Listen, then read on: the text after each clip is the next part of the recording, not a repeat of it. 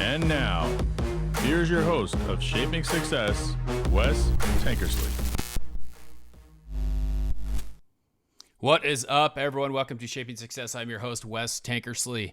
Today, we have a great guest here, a college buddy of mine. We actually learned to kind of kick footballs together, and he is currently a professor at Carrington College. We're going to talk a little bit about what he did before that and who he is and how he shapes his success. Dan Miller, welcome to the show. Thanks for having me. Yeah, man, it's good to talk to you. It's good to see you. You know, I think I graduated, I think about this now, like 7-8 years ago with my bachelor's. It's been a while. It's been a while, and a year before that, I don't know if you remember, but we were crazy enough to do a biomechanics course in about 3 weeks. Yeah, that was the dumbest thing I ever did. I passed, though. You know, the funny thing about that, we were taking that in 3 weeks, and I was taking 3 summer classes that year. So I was taking, sports psych and biomechanics and XPhys at the same time for a little while, and it was just crazy. And I am a terrible math student, and your degrees required you to take biomechanics. Mine wasn't really necessary, but they made me do it. So it kind of sucked. It was rough. But I begged that guy to give me a passing grade because I failed, and he gave me a passing grade. So I was done. Yeah. So, hey, why don't you tell everyone a little bit about yourself, who you are, kind of where you're from, and then we'll get into kind of your background a little bit. Yeah. So, quick synopsis. I was actually one of the few people that were born here. So I remember this as being a very, very different area than it is now. Graduated Meridian High School 2003. And at the time, I was rocking a 2.3 GPA. And so I did not think that college was ever going to be a part of my future. So I did a bunch of odd and ends jobs, as you would expect, at 18. And settled down at 19, got a job at Cable One, worked there for 7.5 years. And so I was off to a little career, doing some manual labor and all the stuff you would expect a cable guy to do. And it was one of the best things that ever happened to me because it actually just got worse and worse and worse. And as every year went on, I knew this just isn't it. There's got to be something else calling me out there. And so anyways, I used that as a springboard back into college, and I started off at University of Phoenix, again, still doubting myself, thinking there's no way I'm even going to pass the first course. So let's do this online and kind of test it out. And so I got my associate's degree, and I got, it was a 3.8, 3.9 something. And so I thought, okay, maybe. And so then I transferred those credits over to Boise State, and that's actually the only way that they would even talk to me, was that I now had an associate's from somewhere else, because obviously my high school records weren't stellar by any stretch of the imagination. And so they transferred in credits there. Same sort of thing. There's no way I'm going to make this happen. Like, I'm going to fail out the first. I'm going to take easy courses like billiards because I'm going to fail out. And so I took 10. Yeah. So I took 10, three credit courses in billiards. I took 10 credits that first semester and got A's throughout all of them, and slowly kind of gained some steam. And 3 short years later, going summer semesters as well, we graduated. I believe we graduated the same semester. I'm pretty sure we did, yep. Then I had applied to go straight into the master's, and same train of thought. There's no way I'm going to be able to make this work. And I had a rough time that first semester. I did get all A's, a couple A minuses. There's kind of a story there with a professor that you and I had in undergrad, came back, had her again, and her and I kind of went head-to-head a few times. Oh, I can only imagine. I had some interesting stories there. But, yeah, it all worked out. And so went from 18-year-old thinking there was no way I was going to make it into college to being pretty successful in a career and realizing that wasn't it, getting back into college. And it was really that work ethic that my dad taught me, that work ethic that I learned in those early years at Cable One that I used to be successful through school. Summer school was no big deal to people like you and I, because Right. we had worked prior, and it was like, why would I have summers off? I haven't had that since the late 90s. Huh. So Yeah. anyways, that's kind of catch up to where you and I met, kind of briefly there. Yeah, and it's interesting because I kind of have the same type of background. You know, I worked at Les Schwab for 11 years, so we're in this manual labor where you're busting your ass every single day. And it's interesting listening to that because I'm the same way. It's like I hated what I was doing.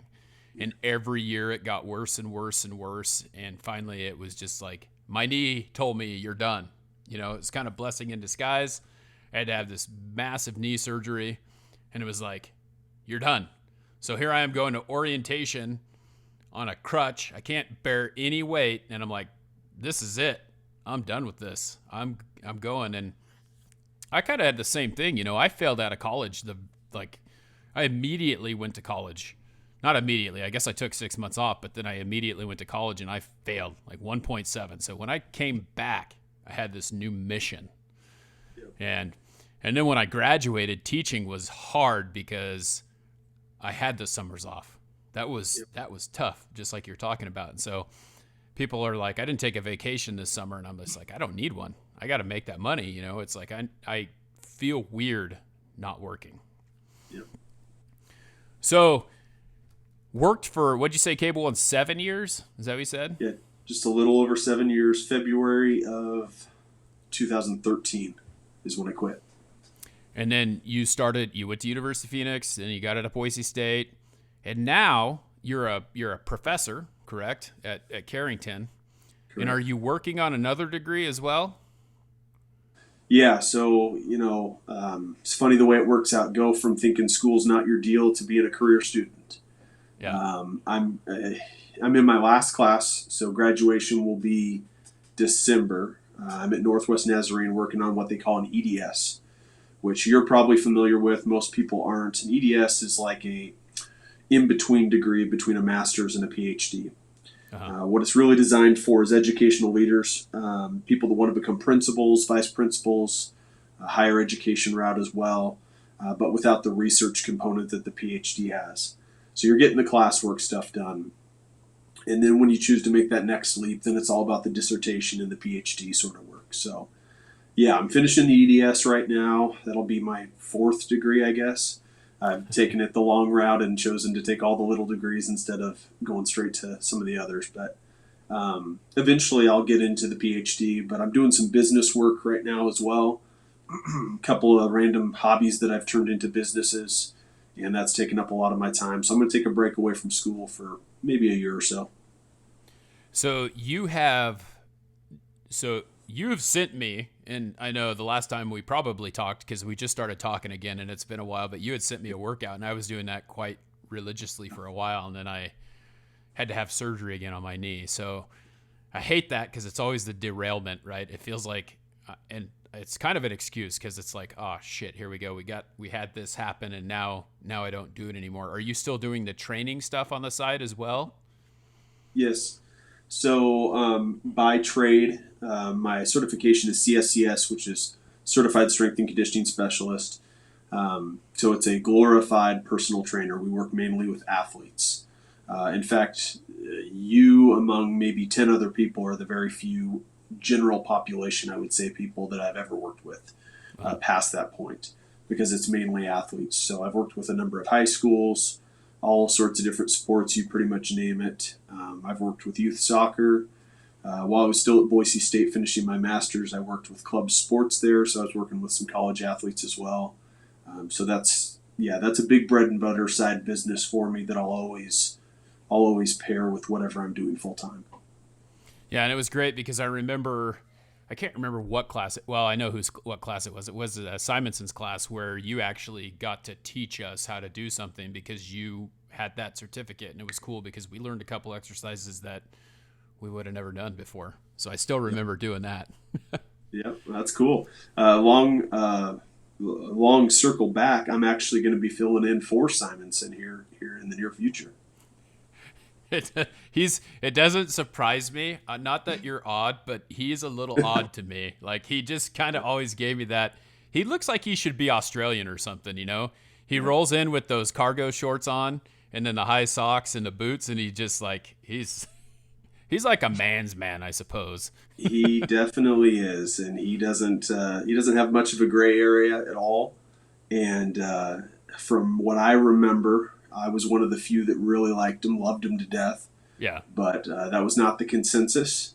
I still remember he probably gave me some of my best collegiate advice. And I went in one time and I said, Dr. Simonson, I don't even remember what the question was, but I presented this question. And he looked at me and he said, Dan, that's a really good question.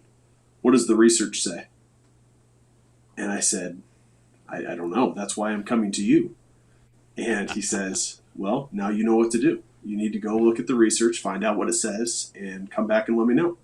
So I spent hours in the library trying to answer my own question. And I came back to him, and I mentioned it to him, and he said, that's cool. That's good stuff. And I was like, what was this like mind trick all about? You know? And it's funny because I don't take exactly the same approach with my students now, but in that moment I learned without even realizing I was learning that I could teach myself anything. Yeah. And that's, I think, one of the biggest problems that we have anymore. It's like everyone just wants you to be spoon-fed, and there's no actual work in it. And it was like you said, it was just one of those deals. You know, I passed his class. He was a nice enough guy. It just was like you get some of those professors and you're just like, what are these people thinking sometime? You know, one of my favorite ones, and I think you probably had a few classes from Dr. Johnson, Yep. but we had a really big confrontation. And Joey Santa Maria and I are really good friends. We talked a little bit about that before. But when I took, because I'm a PE major and you had to take these skill classes where you had to teach, or you learned and taught volleyball, basketball, soccer, like all the basic sports that you're going to be teaching students how to do. And I had Johnson taught my volleyball class.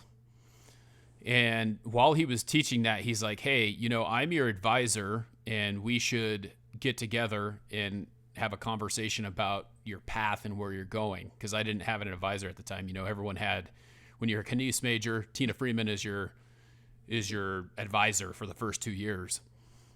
And I'm like, okay. So I went and I sat down with Tyler, and he told me, he goes, here, I've kind of mapped this out for you, the classes that you need to take when you need to take them. Do you think you can handle that? He goes, I know you have like 3 skill classes right here, and then you have these other classes that you need to take. Are you going to be able to handle it? And I said, those skill classes are easy. I said, I can handle that. And that was the extent of the conversation. And so we went and we sat down. We just finished our volleyball class. I had passed that with an A because, you know, I was an athlete. I knew how to do that. And next thing I know, we're sitting in the basketball class, which is the next class that Tyler is teaching me. Dr. Bell is in there.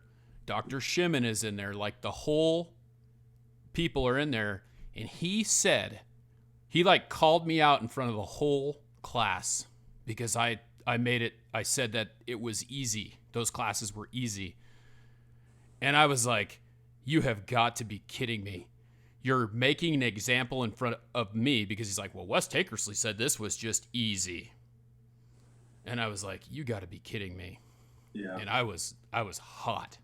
Yep. And he pulled me aside and he's like, are you okay with that? And I'm like, what do you mean am I okay with that? You tell people that you shouldn't call someone out in the front of a whole class, and you just did this to me. Yeah. And he apologized to me.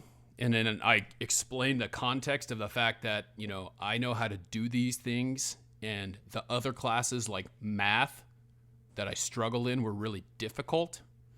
So I wasn't going to have problems with the skill classes because I was an athlete, but I was going to have problems with the other classes because I wasn't a very good student when it came to math. And so it was interesting. And he, you know, that could have ruined something real quick, but then he apologized to me in front of the whole class, which, you know, you change that respect when someone is man enough to like own up to that, or, you know, just take that. So it's Absolutely. crazy how Simonson, you know, made that difference, but that's kind of what Tyler's same thing. He's such a philosopher, and you have this respect for him, and then he just kind of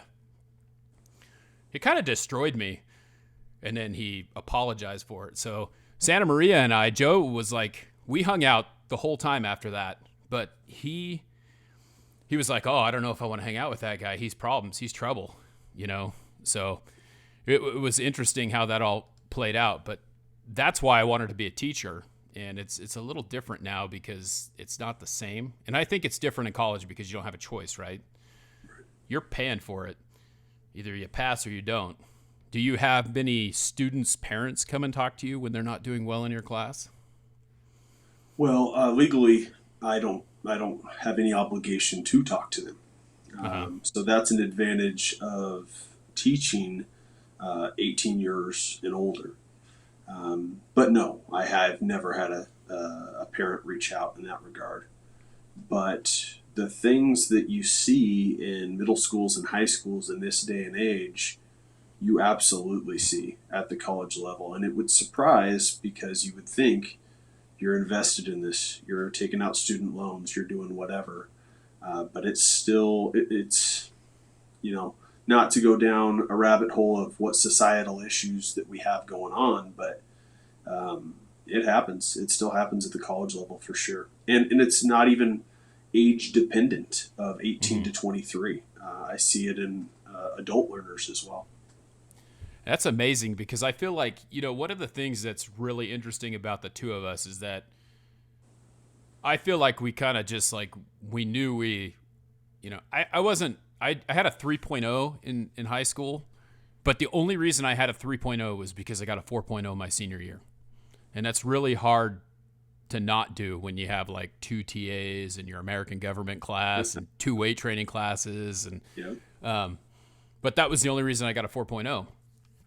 But going back, I mean, that had to make a huge difference. And I'm sure you kind of talked about it a little bit, but you weren't ready the first time, right? I mean, that's probably but going back the second time when it becomes it's your money and you're doing the things that you're doing, do you have a little bit more, I'm trying to think of what the word I'm looking for, but I know like it makes you feel better about it, right? That you went back the second time and now you're able to just carry on and completely go the other direction. Yeah, and I think grit might be the word, or at least in that ballpark. But a big thing for me was having 7.5 years just under that experience of what real world was like. And no matter how much your dad tells you when you're a teenager, you don't know. You don't know till you experience it. And so that fueled me. Like, I can fail at this in college and go back to that. I was successful in that, and they would take me back. But do I want that to be the rest of my life? So there was almost fear-based there as well. But because I went back to brick and mortar BSU, I won't so much include my University of Phoenix experience. That was simultaneous to Cable One. But Boise State University, real college, if you will. With that, I saw my peers that were 19 years old that were traditional students and how things just weren't clicking for them the same way that they were clicking for me because they didn't have that perspective on what they would have to go back to potentially.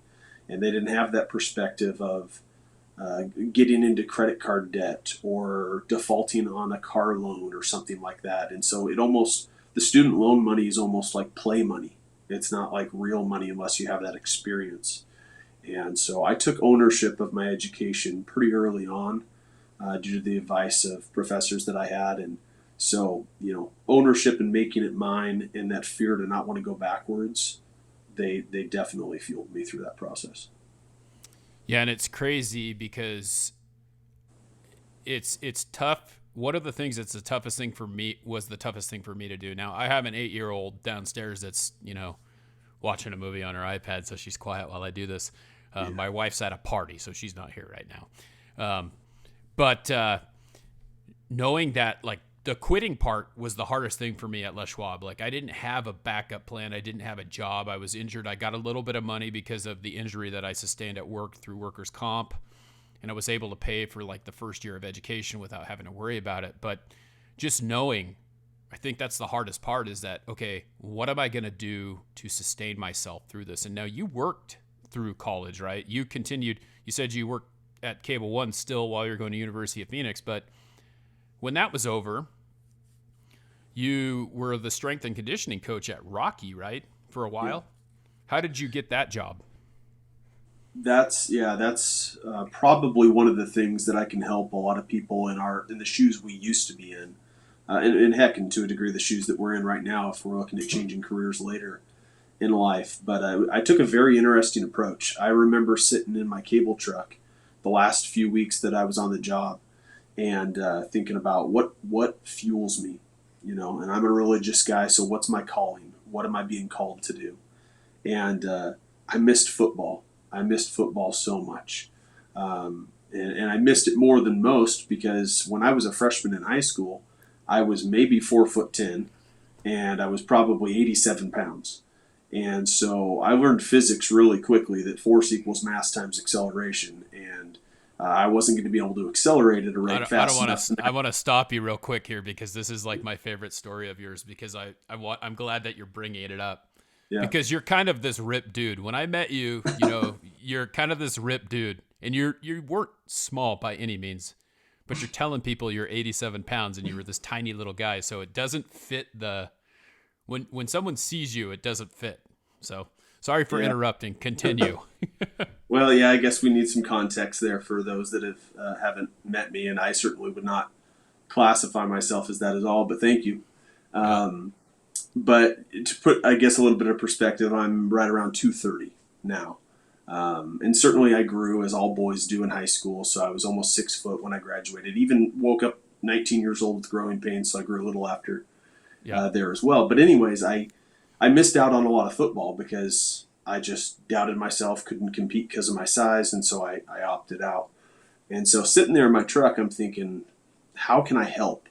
And during that time in Cable One, I'd gotten into weight training, and I'd learned a few things before my education on how to add mass on, and made all the mistakes you could make, and learned from an anecdotal perspective, from an application standpoint as well, and thought, I know I'm going to go into kinesiology, and so I'll be learning the book work as well, but I have this roughly 10 years of experience on how to put some mass on, and so at least the wide receiver group, the skinny, the poles of the group, I can help those kids.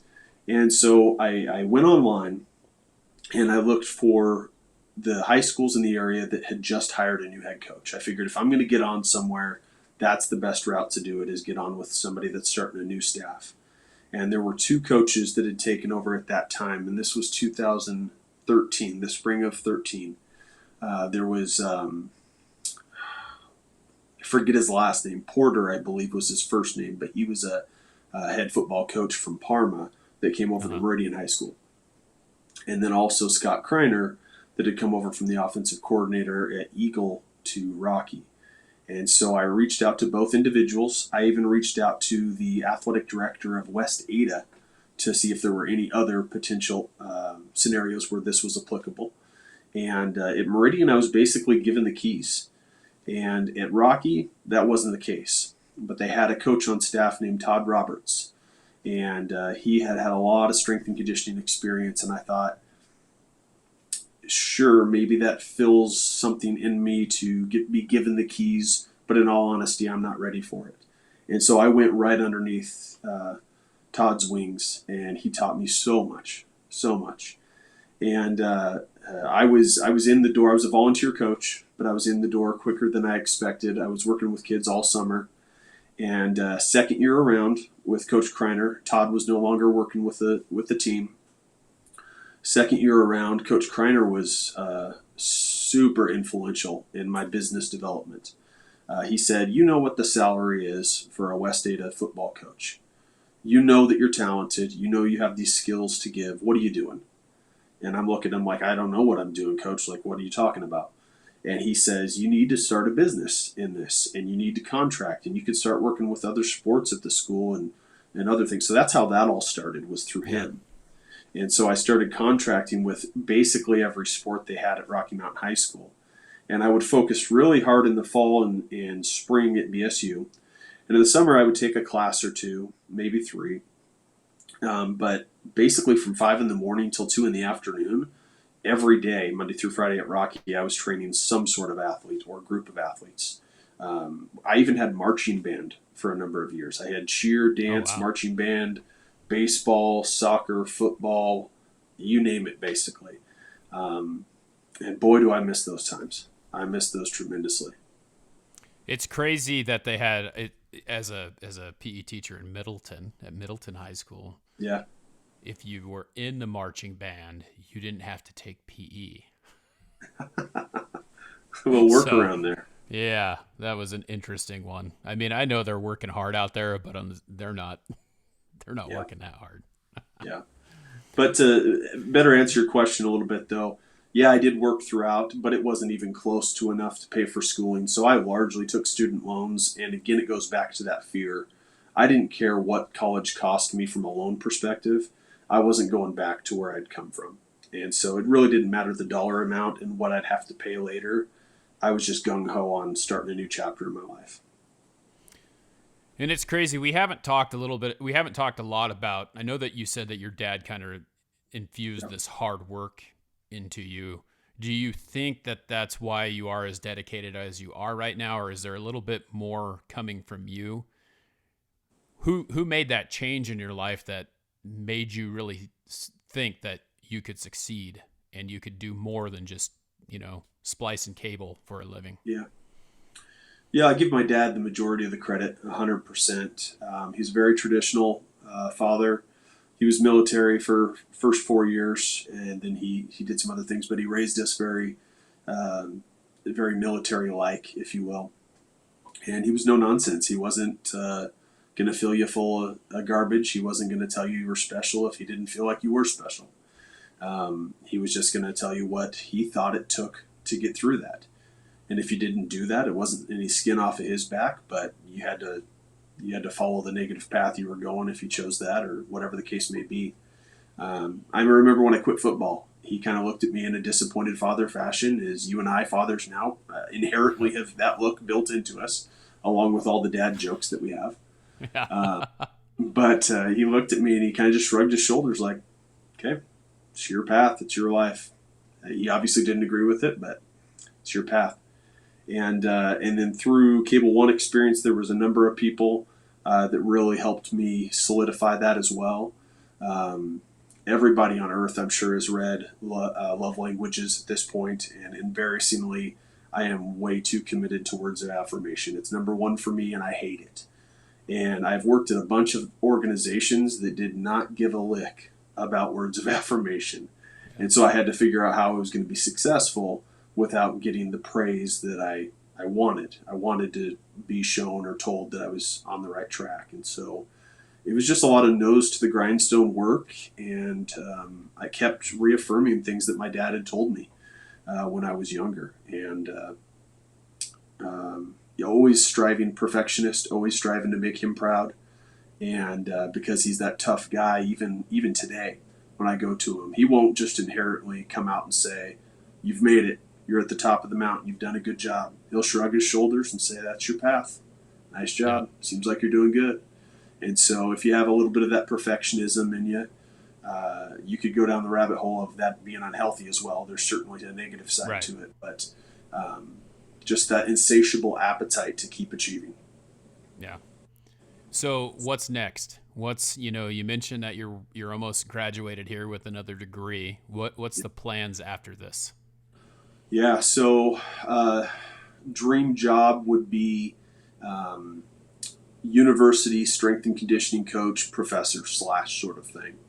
And due to me being committed to this area, it probably won't end up looking like that. It'll probably be strength and conditioning as my own personal business, as it is currently, and then professorship at a university level, teaching kinesiology classes like we went through.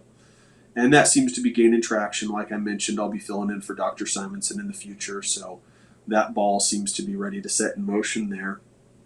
And earlier we talked about before the show, I'd moved away for a little while and came back, so I'm in the process of kind of developing contacts and creating relationships with athletes again as well. But in the meantime, since we've graduated, I've had a daughter and she's 4, and that changes your perspective completely as well. Sure. So I'll coach when she says I can coach. If she's interested in the sport, then that'll be the sport that I coach. Yeah. And so it's all about her first and foremost, and just trying to take hobbies that I enjoy and spend my time helping people too. Not a lot of people know I have another side business of milling wood and cutting wood. When I lived up in the Cambridge Council area, I bought a few chainsaws and learned that I loved cutting wood. And so in the summers, I go up with my trailer and I cut down a bunch of wood and I come home and split it and sell firewood on the side as well. So there's a whole bunch of different things that I do, but where is it going to head? A continuation of the things that I'm doing. And if one day I'm able to move away to a place that's not too big, as I mentioned before, I like Boise the way that it used to be, not the way it is now. So it would definitely be a smaller community like Missoula, Montana, or something like that, where I could do some strength and conditioning for football, but also teach in their kinesiology department as well. Yeah, and that's the hard part when you have children. It's like, do you uproot them? And yeah, I hope that works out for you, because I think that I know it will work out for you. Here's the thing: this is the way that I feel about things now, and I never really felt that way now. But you get what you put out, right? You talked about positive or negative. If you have a shitty attitude, that's what you're going to bring in. If you have a good attitude, that's what you're going to bring in, and you've set those goals. And I know that with the work ethic that you have, what little time I've known you, I know that, you're going to make it. And I'm excited to see where that goes. That's why I was so excited when you reached out to me on LinkedIn. I'm like, shit, we got to do an interview. We got to talk about this, because that's what this show's about. Yeah. It doesn't matter what you do. You could be really happy being a logger, splitting wood all your life. Yeah. But if you're happy with that and you're successful in your mind with that, that's what matters. 100%. Yep. And, like my example earlier where I said, I just started thinking outside of the box on where are the new head coaches. That's not something that most people would think of. But if there's a will, there's a way. You're going to find a way to get your foot in the door. You're going to work for free for a while. You're going to volunteer and get your way in. And same goes to you. We're cut from the same tree. You're just as dedicated as I am, and good things are coming.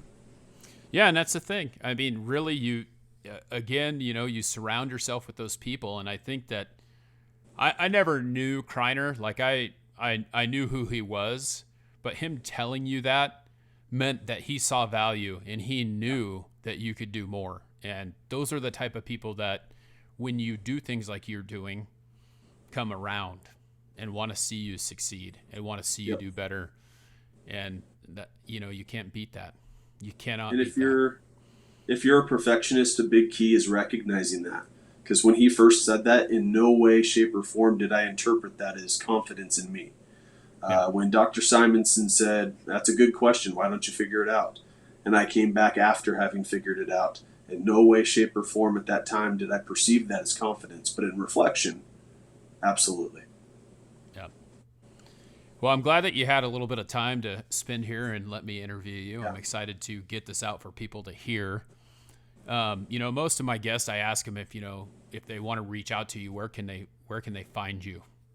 Are you open for like new training and things like that, training people, or is it pretty much athletes? And how can people get in contact with you? I do primarily train athletes, but I'll never leave an email unresponded to. If somebody reaches out with help, that's a calling to me. I'm obligated to help that person. You might remember in college we had service learning, right? Yep. And in service learning, the big key takeaway there was no matter what pedestal you get to, what rung of the ladder that you're at, you should always be giving your talents away. You should always be sharing your knowledge and what you have. So I'll never leave an email unresponded, so people can certainly email. I'm not a big social media guy. I've actually recently deleted almost all of my social media. I do have a Facebook that I use probably mainly for fantasy football purposes. But the best way to get a hold of me would be through LinkedIn. I was going to say, that's where I found you. Absolutely. So Dan Miller, MKCSCS, that'll be changing to Dan Miller, EDS, CSCS here shortly.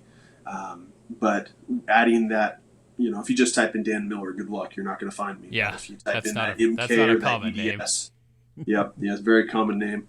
Shouldn't take too long to find me on LinkedIn, and I'm more than happy to help helping. I mean, I've helped people in police, fire, EMS, military, all sorts of different things. So, again, I won't leave an email unresponded to. Hell, I hadn't talked to you in about 4 years, and I think I texted you and you sent me a workout. So yeah, yeah, and my phone number, for people that I've went to college with and stuff, that hasn't changed in 15 years. So, and I don't plan on changing it anytime soon. So that method works for people like us that haven't talked in a while. Yep. So that's awesome. Well, now you're going to get text messages. Watch out. Or phone. Well, I didn't give the number away, so I think I'm okay. But yeah, you're good from me. Oh well, no, bring them. Text me every day if you want. Hey, so the show's called Shaping Success, and I have one last question. This is the question that I ask every individual because, like I told you before, this was stemmed from me getting told when I was in high school that I'm going to be someone told me they're going to be twice as successful as me, and I was just like at a 18-year-old kid, I'm like, you can't tell me that. You don't know what I think success is. Right. So I ask everyone what the definition of success is for them. So how do you shape your success? How would you define success? Service for me.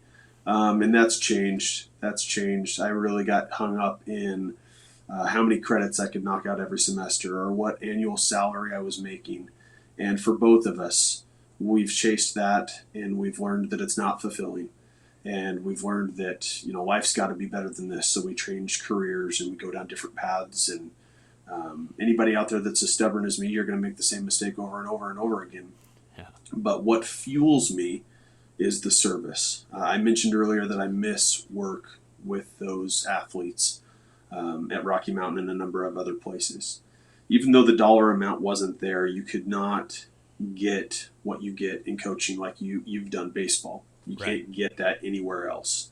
Making an impact on young people's lives. I still have a note in my phone from just random messages that athletes have coached me about. You were a second father to me. Things like that.